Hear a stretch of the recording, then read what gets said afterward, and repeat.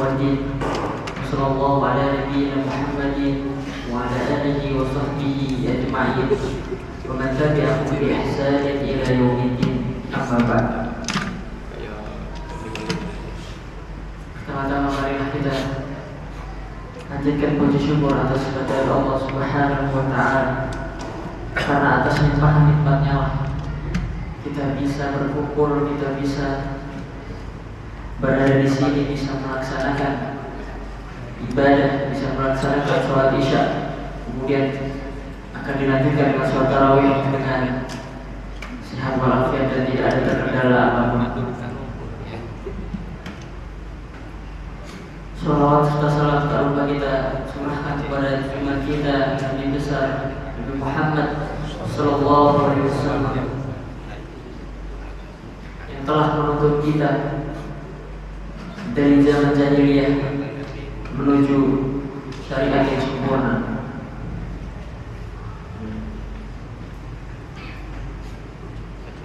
Hadirin sekalian, rahimani wa rahimakumullah.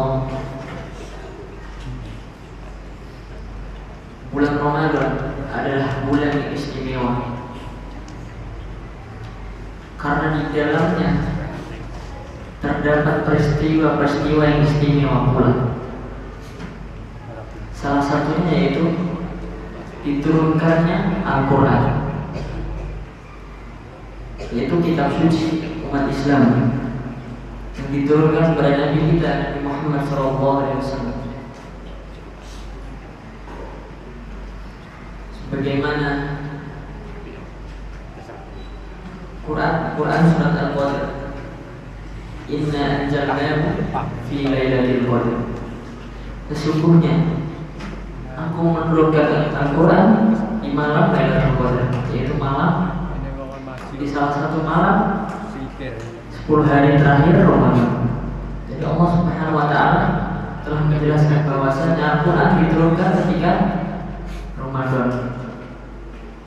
Dan banyak sekali dan kebanyakan kitab suci Taurat, Injil itu diturunkan ketika bulan Ramadan. Maka itu Ramadan adalah bulan yang sangat-sangat istimewa.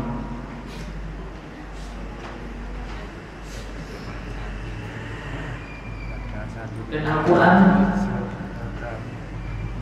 yang salah satu membuat bulan Ramadan itu menjadi istimewa.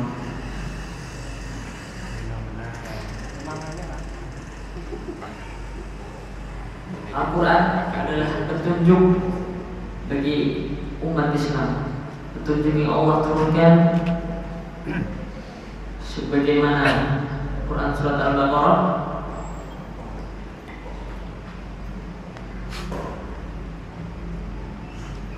yang artinya sesungguhnya Al-Quran kami turunkan kepada kalian sebagai apa? Sebagai petunjuk bagi kalian. Kemudian keistimewaan Al-Quran yang lain adalah yaitu sebagai asyifa atau sebagai obat.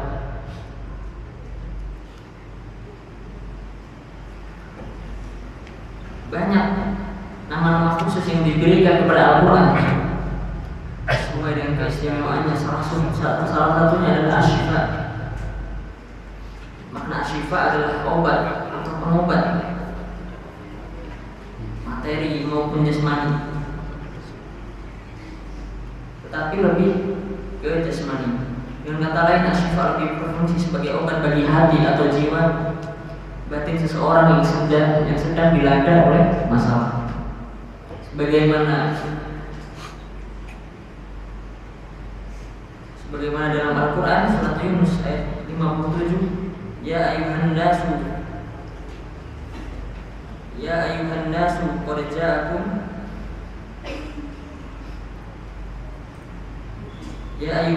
qad ja'akum mau'izatun min rabbikum wa shifaa'un lima fis suduri wa hudan wa rahmatun lil mu'minin. Hai manusia, sesungguhnya telah datang kepadamu pelajaran dari Tuhanmu, yakni Al-Quran, dan penyembuh bagi penyakit-penyakit.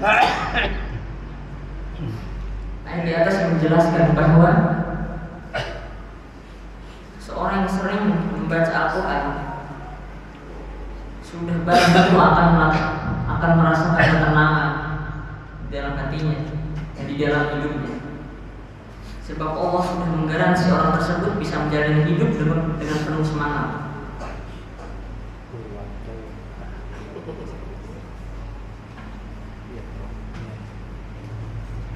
Ibnu Qayyim al-Jauziyah menyatakan bahwa jika manusia ingin bahagia dalam hidupnya, maka dia harus banyak mengingat Allah melalui membaca Al-Quran.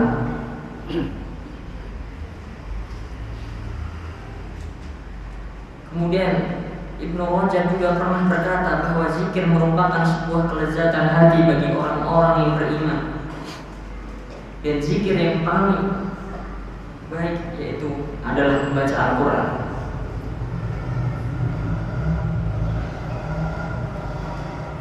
Dan kita tahu bahwasanya ada di dalam Islam yaitu pengobatan dengan menggunakan ayat-ayat Al-Quran.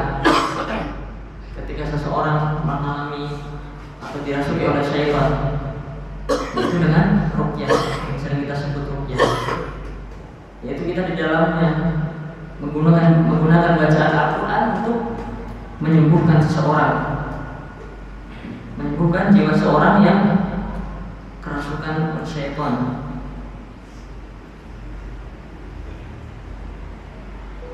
Kemudian Al-Quran juga memiliki banyak keberkahan ketika seorang membacanya. Sebagaimana sabda Rasulullah SAW, "Wa majtama'a qaumun fi baitin min baitillah illa nazalat 'alaihim as-sakinah wa ghasyiyatuhum ar-rahmah wa khaffatuhum al-malaikah wa dzakarahumullahu fi man 'indah."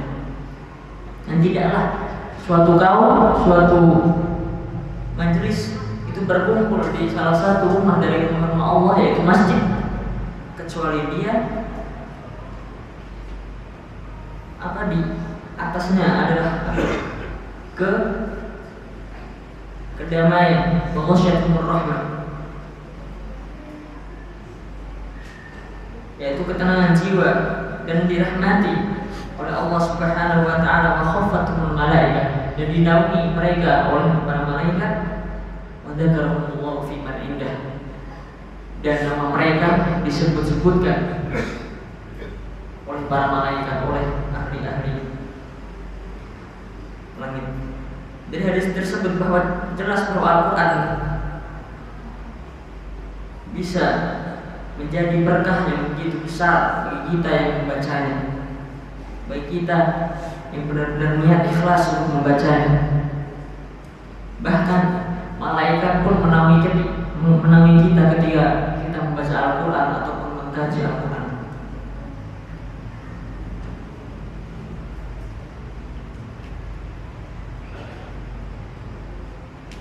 Salah satu ulama mengatakan bahwa jiwa manusia itu adalah bagaikan hubungan dokter dengan pasiennya. Ketika seorang pasien datang ke dokter untuk berobat, maka si dokter akan melakukan beberapa langkah, memeriksa, memberikan obat, dan memberikan petunjuk. Artinya jika seseorang ingin mendapatkan obat ketenangan hati dan batin dari Al-Quran, maka dia harus mendatangi Al-Quran, membaca dan memahami isi dari Al-Quran tersebut. Kemudian tidak hanya membaca dan memahaminya, tapi kita juga kuncinya yaitu mengamalkannya, agar kita mendapatkan ketentraman hati dan ketenangan yang hakikat. Dengan kata lain, jika kita ingin ditentram, jika kita tenang dan hati kita damai, maka satu-satunya jalan yang harus kita ikuti adalah jalan Allah Subhanahu wa taala yang termaktub dalam Al-Quran, kitab suci kita. Hadirin rahimani wa rahimakumullah, sudah sebaiknya apalagi di bulan Ramadan kita bersemangat untuk membaca Al-Quran, karena di dalamnya banyak sekali ganjaran berkah-berkah yang Allah akan berikan kepadanya yang niat ikhlas untuk membaca Al-Quran. apalagi bulan Ramadan akan dilipat gandakan pahala dalam membaca Al-Quran. Hadirin sekalian rahimani wa rahimakumullah. Semoga yang sedikit ini bisa bermanfaat bagi kita semua dan bisa diamalkan di lain waktu. Apabila ada salah kata mohon dimaafkan. Wabillahi taufiq wal hidayah wal ridha wal inayah wal jihad fi sabilillah. Wassalamualaikum warahmatullahi wabarakatuh.